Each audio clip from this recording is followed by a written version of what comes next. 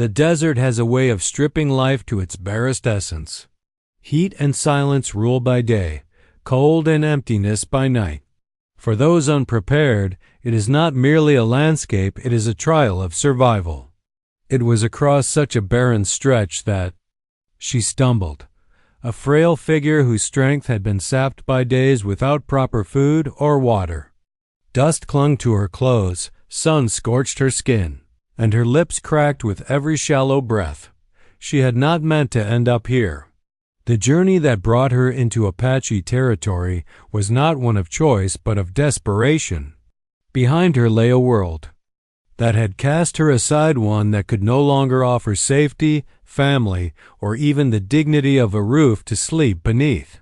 She carried nothing with her but a small satchel, long since emptied of the bread that had sustained her in the early days of her wandering. By now it was little more than an ornament of memory slung across her shoulder, lighter than air and yet unbearably heavy with her sense of loss. Each step through the desert was a battle between body and will. The sand shifted under her worn shoes, and the stones pressed sharp edges into her feet. She leaned at times on a crooked branch she had picked up along the way, not quite a staff, but a companion that kept her upright when her knees threatened to buckle. Above her, the sun blazed like a merciless overseer, and when clouds finally drifted to dull its fire, she found herself too weak to rejoice that her hunger was a constant gnawing, an emptiness that no amount of willpower could silence. At first, she had tried to ignore it, distracting herself with thoughts of the life she once knew. But as the hours turned into days, her body began to betray her. She grew dizzy when she stood too quickly. Her hands trembled when she tried to steady herself. At times, her vision blurred, and the world seemed to sway like a ship caught in restless waves. Yet, even as exhaustion threatened to swallow her, something within kept her moving forward. Perhaps it was instinct, that primal urge to live one more hour, one more day. Or perhaps it was the faint hope that somewhere ahead lay kindness, a face, a hand, a place where she might find the simplest of mercies.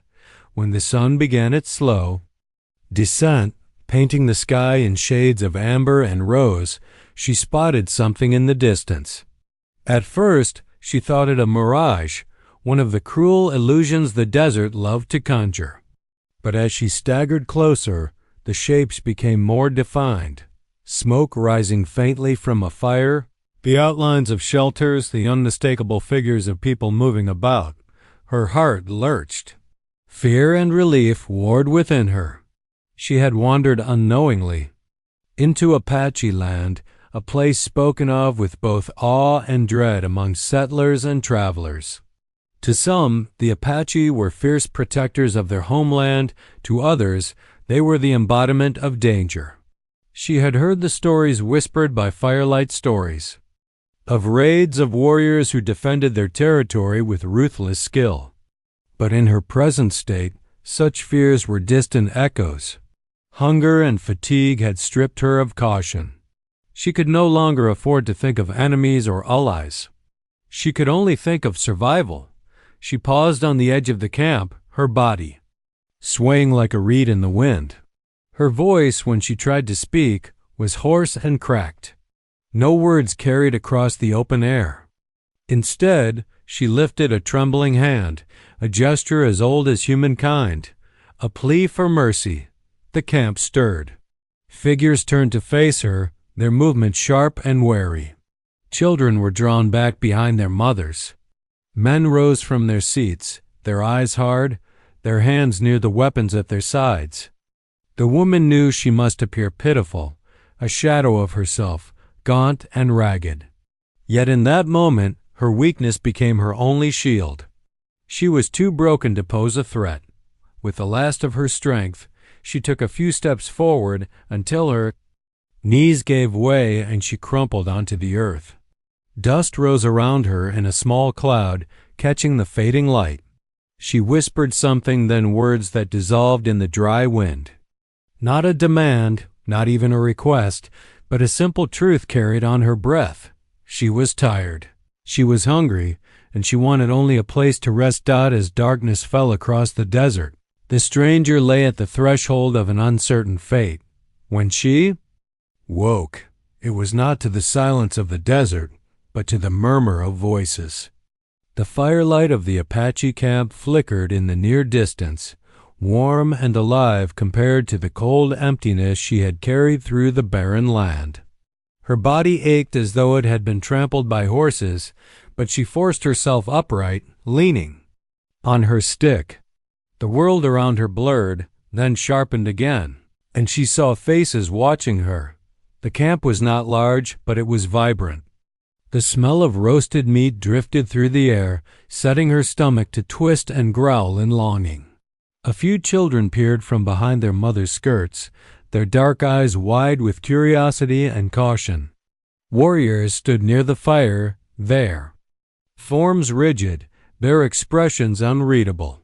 Even the women who tended the flames or stirred pots did not cease their work entirely. They simply moved slower, their eyes fixed on her with quiet suspicion. She knew how she must appear to them, ragged, half-starved, a creature of dust and desperation. If she had strength, perhaps she might have feared their judgment, might have been humbled by the weight of so many eyes. But in her weakness, pride was a luxury she could not afford. What need had she for dignity when her very survival hung in the balance? Drawing a breath that seared her lungs, she raised her voice. It was no more than a rasp, but in the stillness of the camp, it carried. "I ask for nothing but scraps," she said, her words halting, the syllables broken by exhaustion. "A little food. A corner to sleep. That is all." The Apache did not answer at once. The air seemed to thicken with their silence. They were measuring her voice, her posture, her intent. One man stepped forward slightly, his face stern, his gaze piercing. His hand brushed the handle of the weapon at his belt. She flinched but did not back away.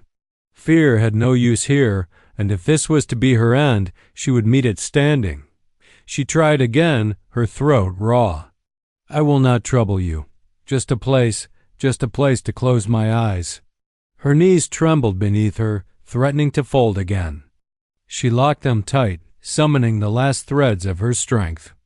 If she fell before them, if she looked like a beggar cast from the earth, perhaps they would turn away, leaving her to the desert's cruel mercy. She had to show she was still human, still someone worth sparing. A murmur passed through the watching crowd.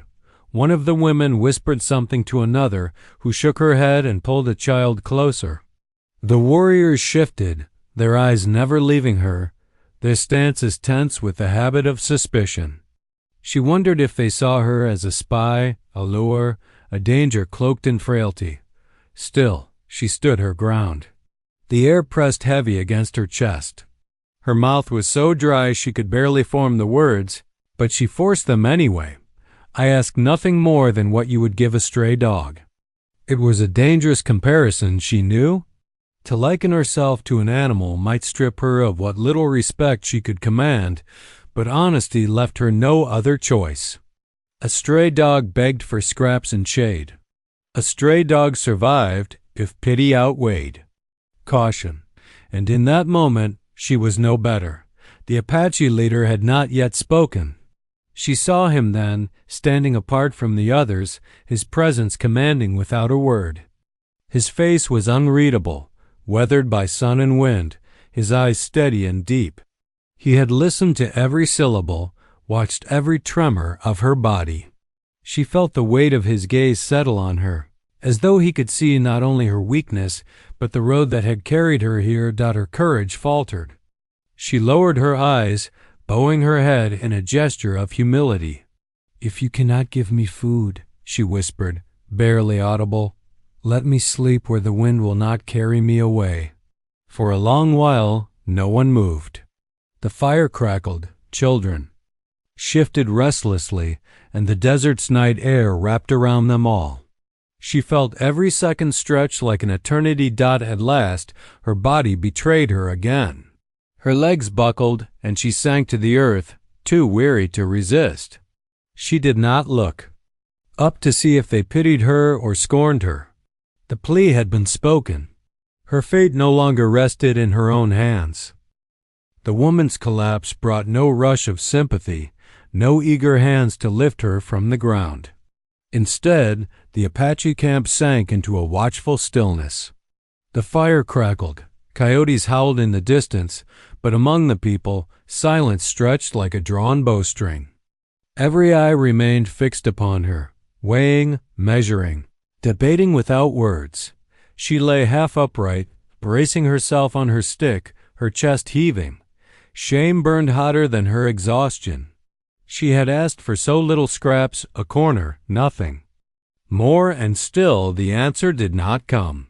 Her words hung in the air like smoke, fading into the desert night. A low murmur rippled among the men gathered near the fire. One, broad-shouldered with a hawk feather tied into his braid, spoke first. His tone was sharp, the cadence quick. Though she could not understand every word, she felt the sting of his suspicion. His gaze flicked toward her satchel, then back to her face, narrowing as though he might pierce through her flesh to the secrets hidden beneath. Another joined him, older, his voice deeper, deliberate. His words came slower, but they carried weight. His hand brushed across his chin, stroking the rough stubble, and his eyes never left her as he spoke. She did not know his language fully, but she could guess his meaning. What stranger stumbles into a camp at night, empty-handed yet bold enough to ask for shelter? What danger follows her footsteps?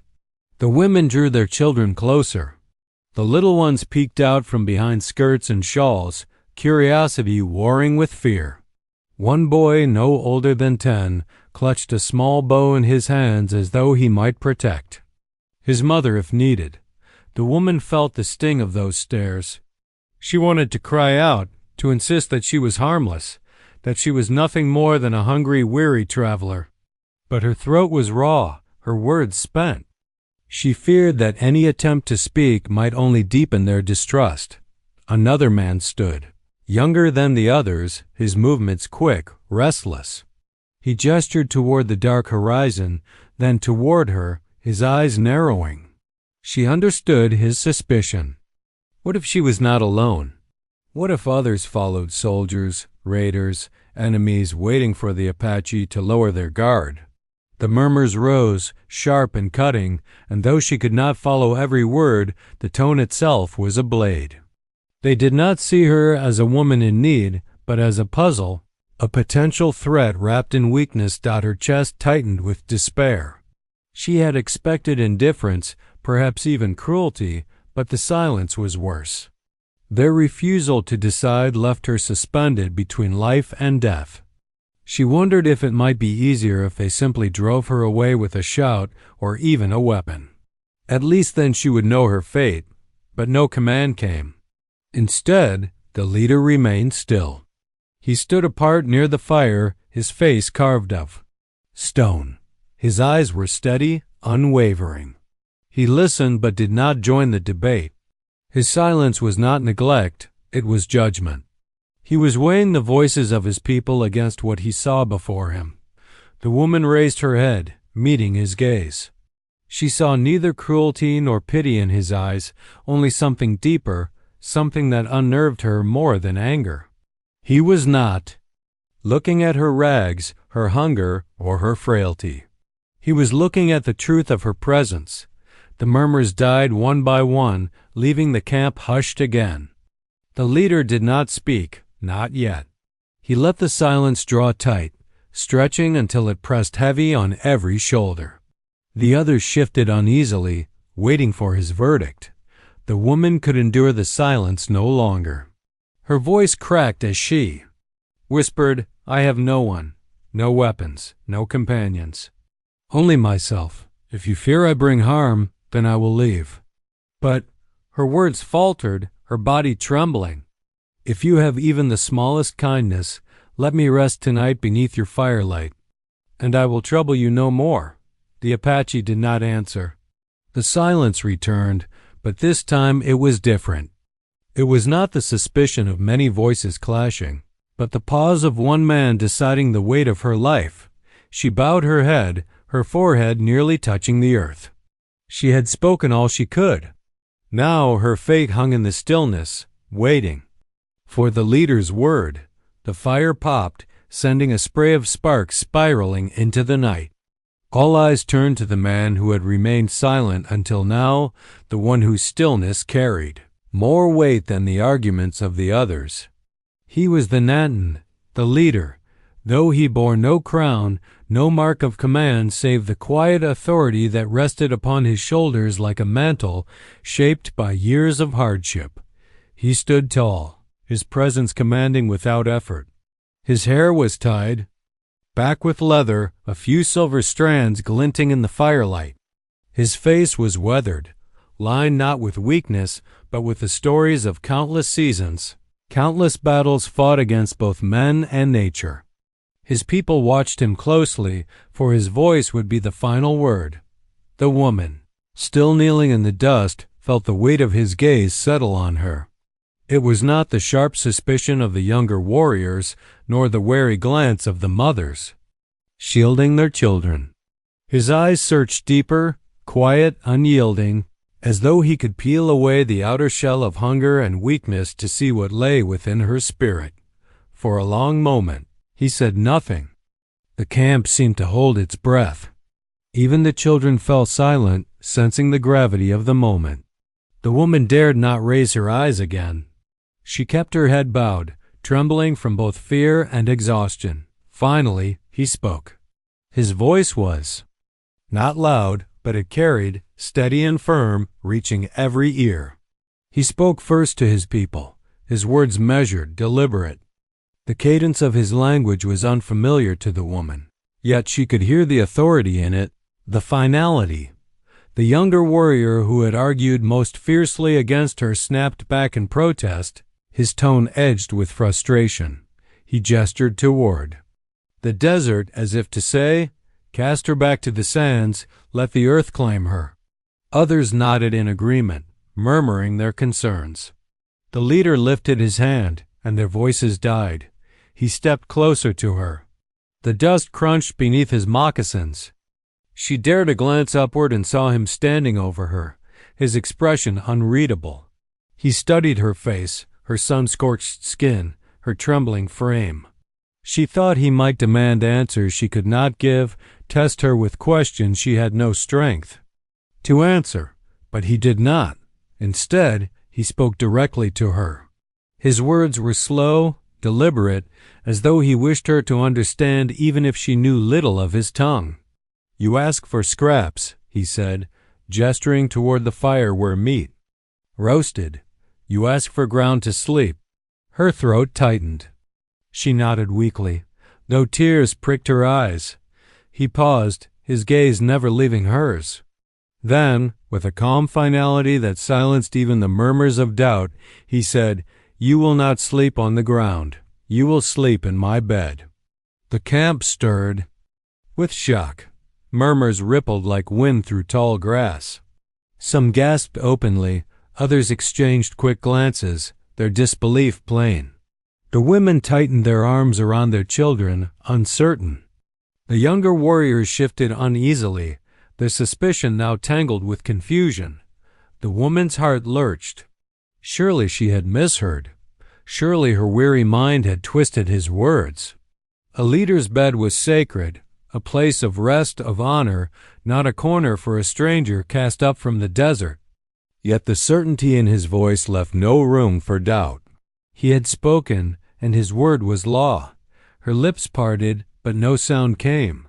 She wanted to protest, to insist that she was unworthy, but she asked only for the barest mercy, not such a gift. But her voice failed her, and she could only stare at him in stunned silence. The leader did not wait for her answer. He turned to his people, speaking with quiet authority. His words carried reassurance, though not all were convinced. Still, none challenged him further. His decision was final, and his people, though uneasy, bowed to his will. Then he reached down. his hand, strong and steady, extended toward her. For a heartbeat, she hesitated, fear and disbelief warring within her. But then, trembling, she placed her hand in his. His grip was firm yet gentle as he helped her to her feet.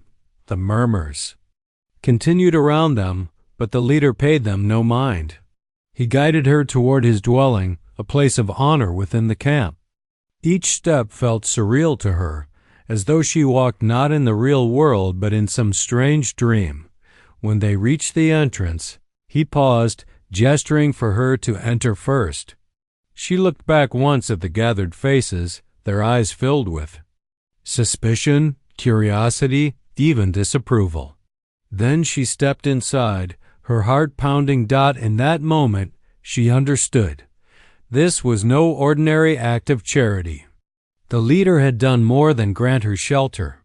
He had made a declaration to his people, to her, perhaps even to himself. What it meant, she did not yet know. But for the first time in many nights, she believed she might survive until morning. Inside the leader's dwelling, the air was cooler than the night outside. The walls, built of wood and hide, carried the scent of smoke and sage. A woven mat lay across the ground, and furs were piled neatly in one corner. It was simple, yet every detail spoke of care, of a place not just to rest but to live with dignity. The woman stood uncertain at the threshold. Her legs shook, not from fear alone, but from the exhaustion that still gripped her body. She could scarcely believe she was here, standing in the dwelling of the Apache leader, when moments ago she had begged only for a corner of earth. The man entered behind her, his presence filling the space without effort. He moved with the calm assurance of one accustomed to being obeyed. Yet when he looked at her, there was no arrogance, only a steady patience. He gestured toward the bed, a low platform covered with furs and blankets. "You will sleep here," he said. His tone was not one of indulgence but of command, as though it were not an offer but a fact. Her breath caught. She stared at the bed, then back at him. Surely she had misunderstood again. To be granted food, even a scrap, would have been a blessing. To be allowed a space by the fire, a mercy. But this was something else entirely. "I cannot," she whispered, shaking her head. "It is yours." The leader regarded her silently. His eyes, dark and unwavering, seemed to pierce through her resistance. "It is mine," he said slowly, deliberately, "and I give it." The words struck her with the force of something larger than generosity. In her world, no one gave without expecting something in return. No one offered their own place of rest to a stranger. Yet here he was, doing exactly that and expecting no argument. Her throat tightened. I asked only for the ground. I am not worthy of this." The leader's lips curved, not quite a smile, more a faint acknowledgment of her words. "You asked for little," he said, his voice low but steady. "So little that my people wondered if you were truly what you appeared to be. But I see the truth. You are tired. You are hungry. You are alone. That is enough." She bowed her head, unable to meet his gaze. His words cut through her pride, stripping it away until only gratitude remained. Tears pricked at her eyes, hot against her sunburned cheeks. She had been cast aside. By so many, treated as little more than a burden. Yet this man, whom she had every reason to fear, had given her more than she dared hope for. When he placed food before her, a portion of roasted meat, a piece of flatbread, her hands trembled. As she reached for it, she ate slowly at first, her body unsure whether to trust the gift. But as the flavors touched her tongue, hunger overpowered restraint, and she ate with a desperate need that shamed her. Still, the leader said nothing, watching her with the quiet patience of one who understood hunger too well to judge it. When at last she could eat no more, she sat back, weak with both relief and fatigue. The bed still waited, a promise she could hardly believe was real. She looked at him again, her voice unsteady. Why? Why would you give this to me? For the first time, he allowed silence to stretch between them. Then he answered with the simplicity of one who did not feel the need to explain himself. Because no one should sleep in the dust when they can rest in warmth. Tonight, you are under my protection. The word struck her harder than any blade. Protection. Not just a bed. Not just food, but safety, something she had not known in so long she had almost forgotten what it felt like. She lay down at last, the furs soft beneath her aching body. The bed carried the faint scent of sage and smoke, strangely comforting. Her eyes fluttered closed, though her heart still raced with disbelief. As she drifted toward sleep, she heard the faint sound of movement. The leader did not lie beside her, nor did he leave. Instead, he sat near the doorway, his posture upright, his gaze turned outward toward the camp. He was keeping watch. The realization brought a quiet ache to her chest. She had sought nothing more than scraps in a corner to sleep. Yet here she was fed, sheltered, and guarded through the night. It was an unexpected offer, yes. But more than that, it was a gift of dignity she thought she had lost forever. Sleep did not come easily, despite the softness of the furs beneath her aching body. The woman lay still, eyes half closed, her ears straining for every sound. The crackle of the campfire outside drifted faintly into the leader's dwelling, mingled with voices lowered in cautious conversation. Children whispered, women murmured, warriors spoke in short, clipped tones. Though she could not understand all their words, she knew she was their subject. A stranger in their midst, an intruder, or worse, a threat. Her body begged for rest. Her muscles quivered with exhaustion, her stomach heavy with food after too many days of emptiness. But her mind would not yield. Every creak of the wooden frame, every shifting shadow against the hide walls, tugged her back from the edge of sleep, and always there was the presence of the Apache leader. He sat near the doorway, tall and still, a sentinel carved against the kin's night. She could sense him even without looking, his watchfulness filling the space like a second fire. He made no sound, yet his silence spoke volumes. She turned slightly, daring a glance. He had not moved. His gaze rested beyond the entrance, scanning the camp, the desert beyond, the darkness itself. His back was straight, his posture unyielding. He might have been carved of stone, if not for the faint rise and fall of his chest. Why did he remain there? Why did he not claim the bed as his own, or at least lie down upon the earth to sleep? She could not imagine a man surrendering his rest. For a stranger, least of all one who held authority over many. And yet, here he was, keeping vigil as though her life were worth guarding. The thought unsettled her. In her world, kindness was never given without price. Every gift carried weight, every act of mercy a debt to be repaid. What price would he demand when dawn came? Her mind spun with unease. Perhaps this was not compassion but strategy. Perhaps he meant to bind her to him with gratitude, to claim her obedience or worse.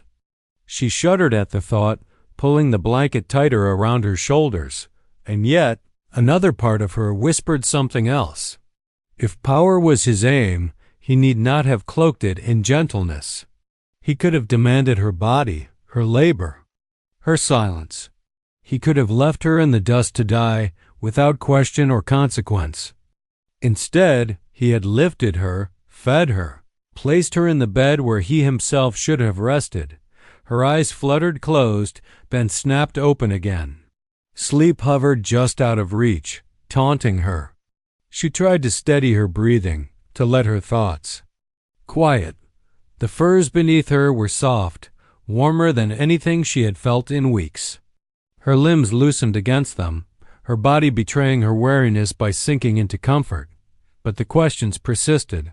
Why her? Why now? She was nothing, a wanderer with nothing to offer, no name of worth, no goods to trade, no strength to lend. She was a hollow vessel, emptied by hunger, cracked by hardship. What could he see in her that deserved protection? Outside, the wind stirred, carrying with it the distant cry of a coyote.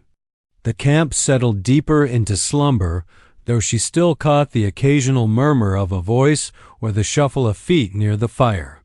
But within the dwelling, the only sound was her own breath and the steady silence of the man keeping watch. Slowly, her eyes grew heavier. Fear dulled into fatigue, suspicion into drowsy surrender.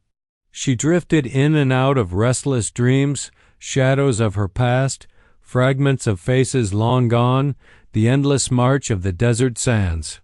Each time she startled awake. She found him still there, his silhouette framed by the faint glow of the embers outside. At last, exhaustion triumphed.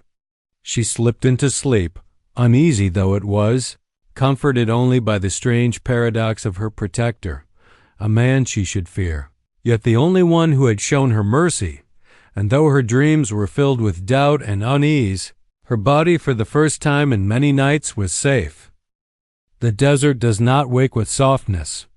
Dawn came sharply, its pale light cutting through the dwelling's hide walls, painting long streaks across the ground where she lay. The woman stirred, disoriented for a moment, her body unsure whether. She had dreamed the night before. The warmth of the furs beneath her felt too rich, too strange, too safe to be real. Her eyes opened slowly, adjusting to the new day. The first thing she saw was not the walls, nor the faint outline of smoke seeping through the seams of the shelter, but the figure sitting upright near the doorway. The Apache leader had not moved from his place. He sat with the same stillness. As when she had last seen him, his posture straight, his presence unwavering. A lump formed in her throat. Had he kept watch the entire night? Had he truly denied himself rest so that she, a stranger, ragged and unwanted, could sleep without fear? When their eyes met, she felt a jolt of something she could not name. It was not softness. His gaze was too steady, too firm for that. Yet there was no hostility, no suspicion. Only a quiet certainty, as if her being alive in this dawn was exactly as it should be. She pushed herself up slowly, the furs slipping from her shoulders. Her body still ached, but the deep ache of hunger and fatigue had dulled. She felt stronger than she had in days, though unsteady on her feet. "You did not sleep," she whispered, her voice rough from the night's silence. He did not answer at once. Instead, he rose with deliberate calm, his movements carrying the weight of ritual. He stepped outside, gesturing for her to follow. She hesitated, then obeyed, stepping into the cool morning air. The camp was already stirring.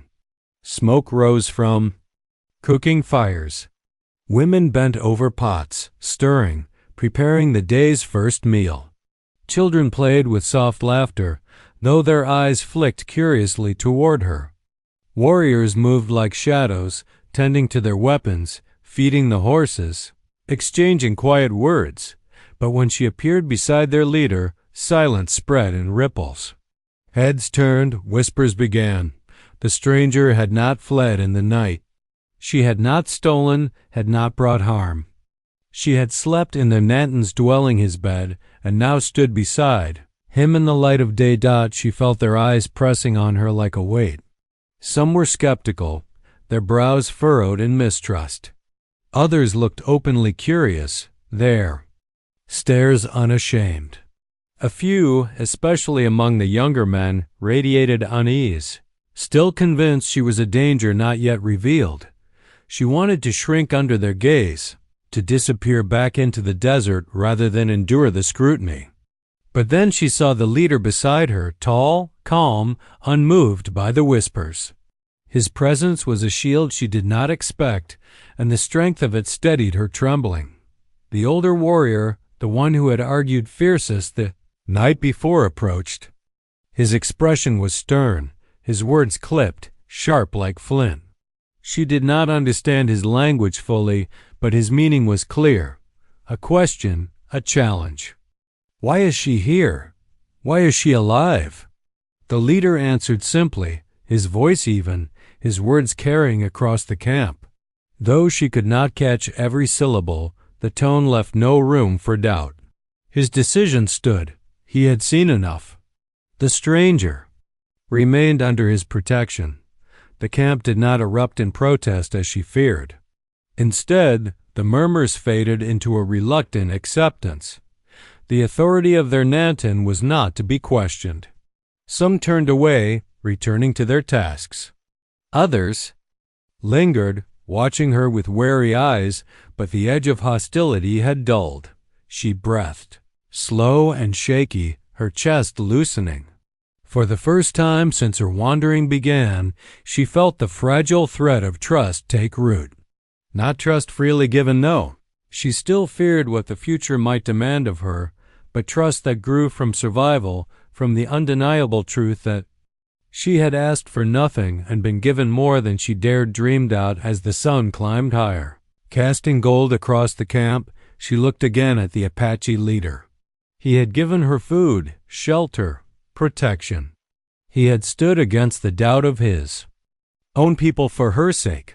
She did not yet know why, but in his steady gaze she saw something she had long thought lost, a promise that, at least for this day, she belonged to the living, and that promise was enough to begin Dot as the day unfolded.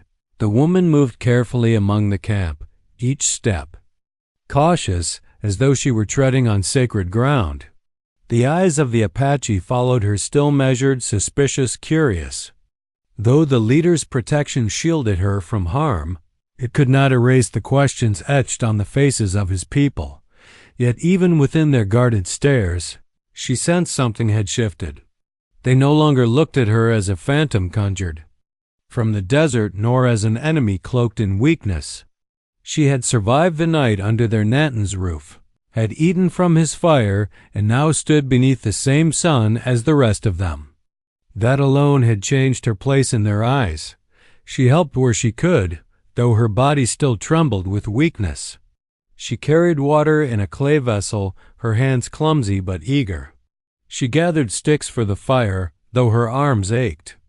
Each small task was a way of showing she did not take their reluctant acceptance for granted. She knew she was still on trial, her presence tolerated but not yet welcomed. The leader did not hover, yet she felt his presence like the steady shadow of a mountain. He moved among his people, speaking little, but his decisions rippled outward. In every action, every glance. When children laughed too loudly near her, he did not hush them. When a warrior's eyes lingered too long with distrust, he met it with silence that carried warning. His protection was subtle, but unshakable. By midday, the desert sun blazed overhead. She sat for a while near the edge of the camp, the horizon stretching endless and shimmering before her. Her heart ached at the sight. Not long ago that horizon had been her enemy, the endless desert that offered no mercy, that threatened to claim her life with every step. Now it lay behind her, distant, conquered for the moment. She thought of the night before, of her collapse, her desperate plea. The silence of the camp heavy with suspicion. She thought of the leader's words, "You will not sleep on the ground. You will sleep in my bed." The memory tightened her chest. It had been more than shelter, more than food. It had been dignity restored when she had thought herself stripped of all worth. For so long she had been cast aside, treated as less than human, a burden too heavy for others to bear. She had lowered herself to asking for scraps, to begging for a patch of dirt where she might fade unseen. And yet he had refused her plea, not by denying her, but by lifting her higher than she dared imagine. In giving her his bed, he had given her back something she had thought forever lost, the reminder that her life still mattered. That night, as dusk settled once more over the camp, she found herself near the fire with him again.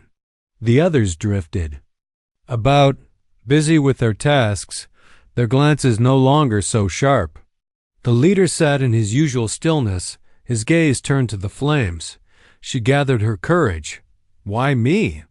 she asked softly, her voice barely above the crackle of the fire. He did not turn at once. His silence stretched, as it always did, not empty but filled with thought. At last he spoke. "Because once I was hungry. Once I was lost. Once I was given mercy. It is the way of life we give what was given to us." His words settled deep within her, a truth simple yet profound. She lowered her eyes, fighting the sting of tears. Gratitude welled inside her, too vast for words. The fire's glow warmed her face. But it was not the flames that eased the chill she had carried for so long.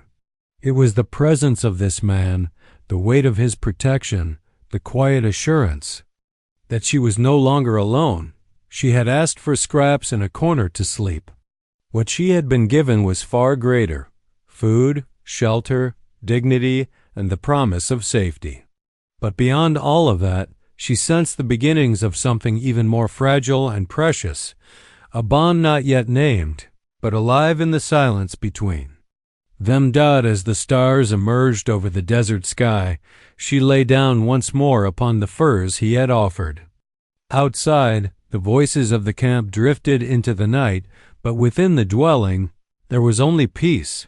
She closed her eyes, knowing that when dawn came again, she would rise not as a beggar, but as someone seen, someone protected, someone given back her place in the world. And that was the true gift beyond shelter.